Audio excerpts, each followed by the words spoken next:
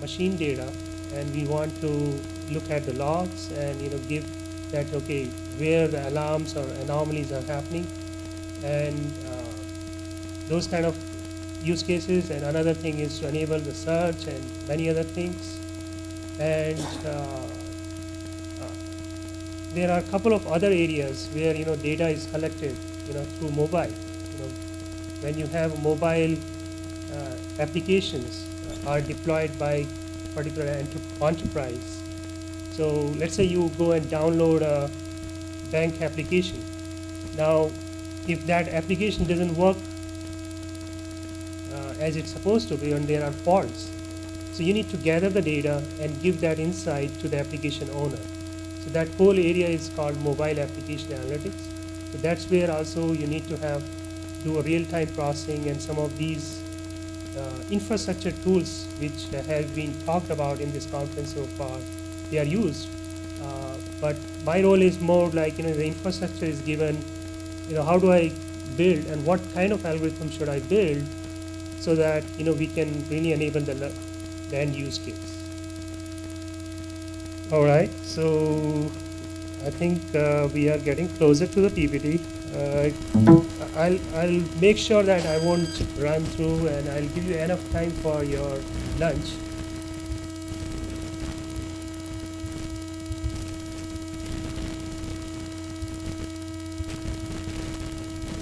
So meanwhile, yeah, once it comes, any questions so far? Maybe would you like to know something? Yeah, go ahead.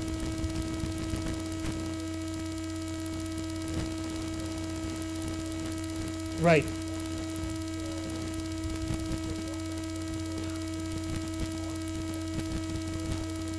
Okay. Okay. Sure. Sure. I'll answer that definitely. Any other questions? Yes. Go ahead.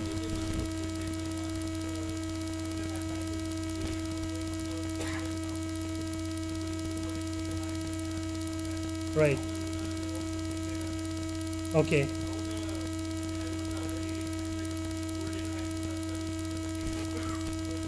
Oh, there was a good one. I really like old data scientists. So I think some of my hairs are still black. So definitely I'll catch that. Sure. Right.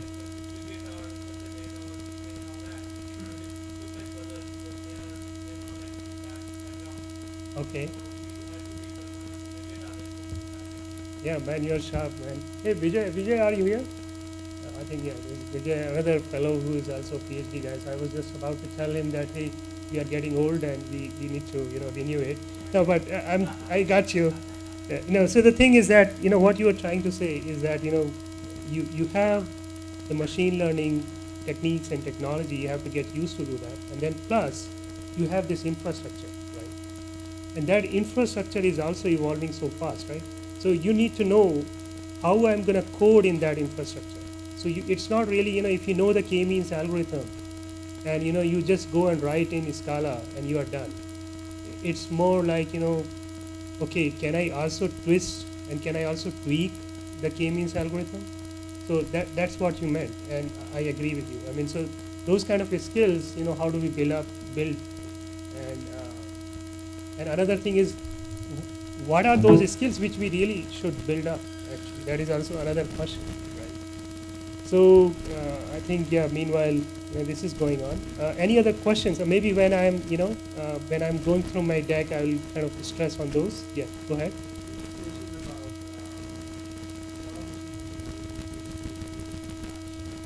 Sure.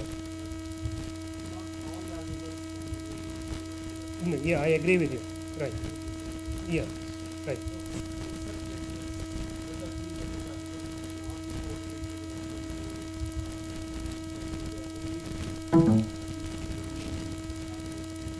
Yeah. So actually, at that point, I will wear the other hat. As I said, data scientist is all rounder. It's basically, you need to see what is your use case. So what's your, if your use case doesn't really, it can wait for like a near real-time solution.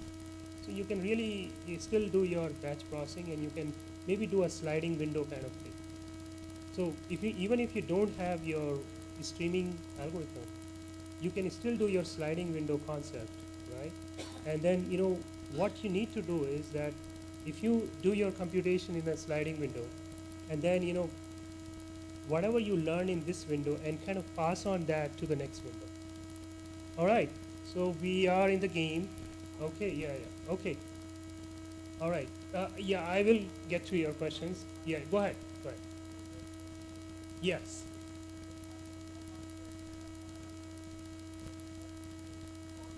Okay.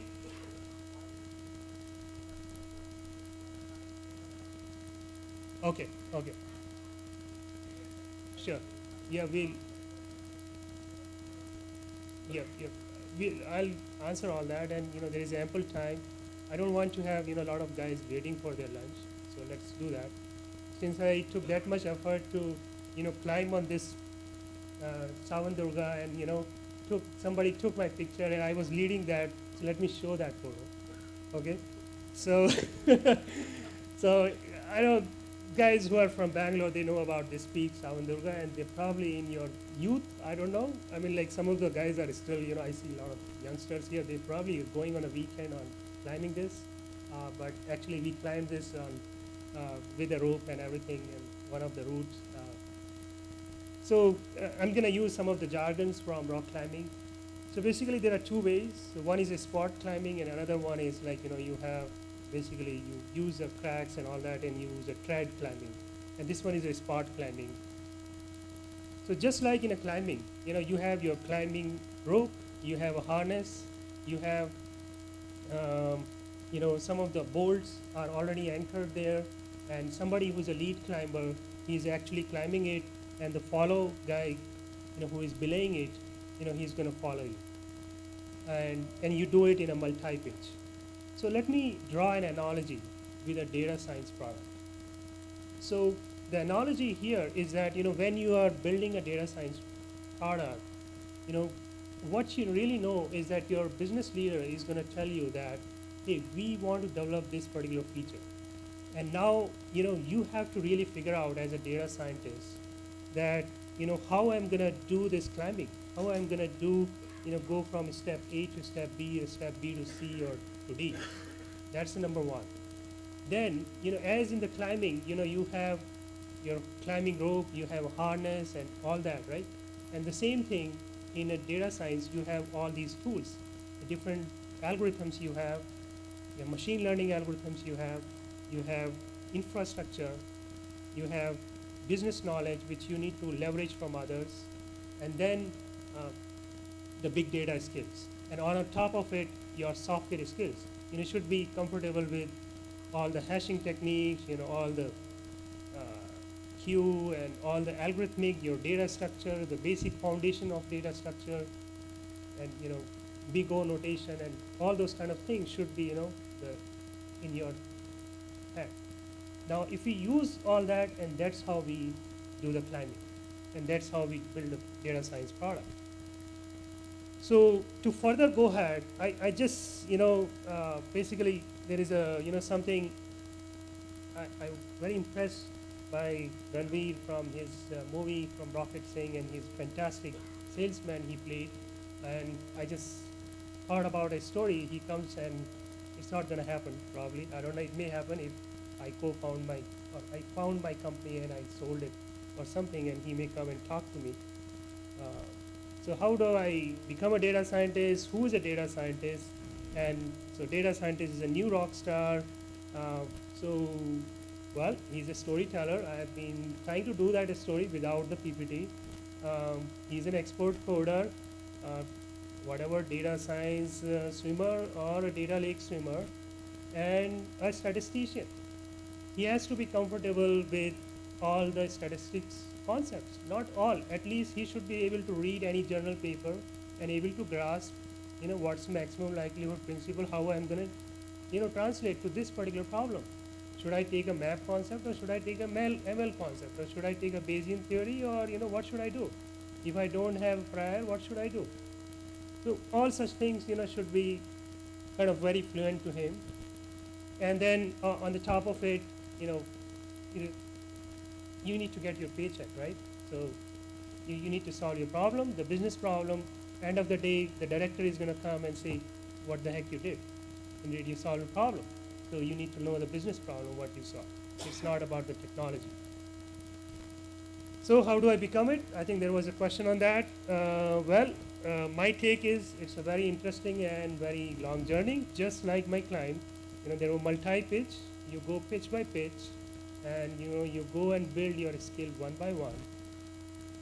It's my hand drawn. Uh, it's a combination of machine learning, statistics, domain knowledge, software skills, business acumen, and big data processing skills, and whole bunch of it. Um, you know, sometimes even people have written that, hey, the data scientists who are highly skewed more towards software, some of the guys are highly skewed towards statistics. What my take is, you got to have an all-rounder. So now, okay, that was all marketing. Now let's get to the meat. Okay, can you tell what you have done? So I have a lot of stories to tell, but considering the time constraint, I'm gonna pick up just two. I'm not gonna pick up from my current one because that is still evolving, and there are all the conditions on it. So I'm gonna pick up a smartphone and automobile stories. So in the smartphone industry, the spin, what we tried to give was that, hey, you have all this octa-core smartphone with you. You have such a beautiful device with you. Why don't we do analytics in the phone? All the data which you are having from the user, we are sending it to the server, and then we are doing it over there. When we had this whole big conference talking about the big data and all the solutions, right? Why can't I just take the BI kind of thing, and whatever, I just rewrite the code and I do it in the Android or iOS, and I just write that, and in the phone I just do my data churning, and whatever use case I need to enable, I just do that. So do we have example? Yes, we did. Let's take an example of gallery, right? Why do we need to have the gallery so boring, right? Why can't we have the gallery which can be more AI oriented, which can be more predictive, which can really categorize the photo as it comes in, and which can smartly label it. And so think about it, if I have 1,000 photos, I have photos of all my climbing trips and my office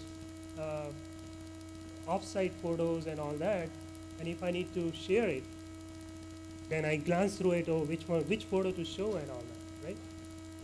And the only place where we really do a data sharing is that, okay, let's upload to a WhatsApp, or let's give it to WhatsApp, or let's give it to Facebook. Have a Facebook group, have a WhatsApp group, and we tag over there, and then you do all kind of data donation to the big companies, and they do all the money making things. And what do I get as a user? Can I get those tags back? Can I get some of the things back to me? So that's what we did here. What we said is that, hey, let's get that big data back to me. So we basically took the APIs from different social networks, and then we pull the data back to the user in the device, and I get all the tags back. Hey, give me all the tags, whatever I tag, and then we take all those tags, and then we automatically tag with all the photos I have. And you already have the face detection, face recognition software in the phone. I just do that, and then match with some of the tags I already did, and do some smart albums. And with those albums, I can automatically categorize, hey, these are the photos of my daughter, these are the photos of my climbing trip. Isn't that useful to a user? Well, there is a question how we did it. So there is something like sort of a sketch of it as a software architect, you can say, is you have your data, and from the various social networks, through the APIs you pull it. You have either your Android service or iOS service, which is fetching the data, and it is running this particular application. And you get the data. You have some kind of interface which is going to talk to this layer, and this layer could be, you know, kind of neutral. You know, you don't need to mess up with the iOS or Android kind of thing, so that it is different. It's highly modular, and you write, you know, whole bunch of NLP or machine learning techniques over here, depending on what you want to do. You know, you want to enable good gallery, you want to, you know, enhance the context and so on, and then, you know, not only these, you know, you can actually expose it to any other third party and so on, right? So that's the game actually. So doing the analytics in the phone. The another one is, you know, contacts. You know, why do we need to have these boring contacts we have, right? I mean, why can't we have, you know, some flashy photos which are already there in, you know, I have my climbing photo or on my cover photo in the Facebook or in LinkedIn. I just suck it up and, you know, just show it on my phone and just link up everything, and I don't need to go 10 places and, you know, get those photos also and get some updates as well. And here is a one particular application of, you know, I'm not discussing all the use cases, but I'm just giving a flavor of it. So one of the flavor is actually, you know, you get a duplicate contacts, and just like Satnam Singh PhD, or Singh Sat, or Satnam Bro, all these duplications actually are removed. There is an Android algo, and, you know, we came up with our own variation of algo and tried to enhance it. So that was the first part. Now the message is actually, the next treasure hunt is not really taking the data and, you know, just keep on analyzing it. It's all about taking the data and applying different techniques from a totally different domain. And this is an example of that. You know, when you take a image file and you process through a sound processing software, this is what you see. You see an Eiffel Tower, you know, when it is applied an echo effect on it, you get this beautiful photo here. And when you take a Taj Mahal photo and you apply an invert feature to it, this is what you see. So what's the take on it? The message is that, hey, let's not be limited to, you know, all the PhD guys are saying. You know, listen to your heart and go and apply any technique, what you feel. So let me take the one of the other use cases, what I was referring to. It was about, you know, automotive. So in automotive area, you collect the data at various places, at dealer shop, or even, you know, in every ignition cycle, there are data get recorded from different vehicle parameters and so on. So whole bunch of places to collect the data, but how do I use it? Okay, let me just skip it. So there is a one use case here that you get this DDC is basically the lingo or jargon for automotive area. You can just think about it's an error code, and this error code, there are a whole bunch of them, got triggered through various electronic units in the in various computers in the car, and those are called ECUs, electronic control units. And, you know, these error codes, and along with the lot of parameters data is also get recorded. So engine speed, vehicle speed, and so on. Now, one of the practical problem we had, and a burning problem we had, was actually